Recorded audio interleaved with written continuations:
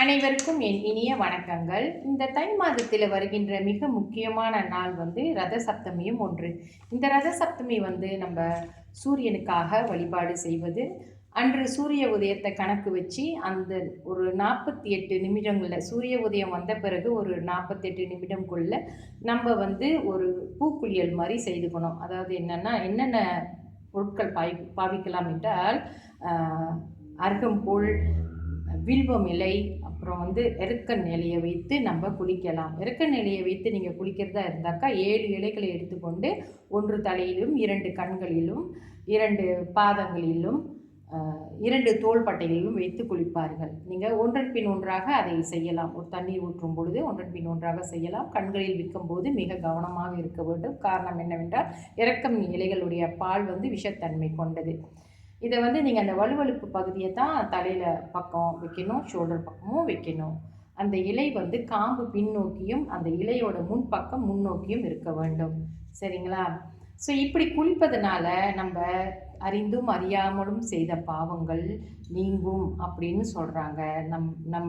நம்ம ஒவ்வொரு நாளும் கண்ணால் ஒரு பாவம் செய்திருப்போம், காதால் உடலால் சில பாவங்கள் செய்திருப்போம் அல்லவா? அதனால் இந்த மாதிரி நம்ம இந்த குளியலை நம்ம செய்கிறோம். இந்த எருக்கன் இலை சூரிய பகவானுக்கு மிக உகந்தது. பிள்ளையாருக்கும் நம்ம அதை பாவிக்கிறோம் வழிபாடுகளில்.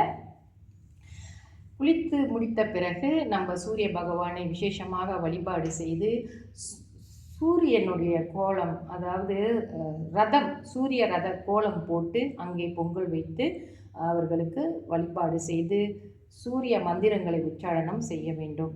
செய்து வணங்கினோம் என்றால் நமக்கு நல்ல ஆசீர்வாதங்கள் சூரிய பகவான் நமக்கு கொடுப்பாரு. ஆயுள், ஆரோக்கியம் இவைகள் எல்லாம் நமக்கு கிடைக்கும் என்பது ஐதீகம். நம் முன்னோர்களின் ஆசீர்வாதமும் நமக்கு கிடைக்கும். இந்த பூஜை முடிந்த பிறகு சாயங்கால வேளையிலே ஆலயத்திற்கு சென்று சூரிய நாராயணரை நாம் வழிபாடு செய்து அர்ச்சனைகள் செய்து வந்தோம் என்றால் நமக்கு மிகவும் நன்மை, சிறப்பு, மிக உத்தமமான ஒரு விஷயம். அன்று நம்ம தாமரை பூக்களை கொண்டு பகவானை அர்ச்சனை செய்ய வேண்டும். சூரிய பகவானையும் சரி, நம்ம சூரிய நாராயணரையும் சரி வணங்குவது மிகவும் நல்லது. அன்றைய தினம் நம்ம சைவ உணவுகளை எடுத்துக்கொள்ள வேண்டும். இதை மறந்துவிடக்கூடாது. நான் ரொம்ப பேர் அசைவம் சாப்பிடுவாங்க. இவங்க சைவத்தை மேற்கொள்ள வேண்டும். இந்த விஷயத்தை இங்கே தெரிவித்தது எனக்கு மிகவும் சந்தோஷமாக இருக்கிறது.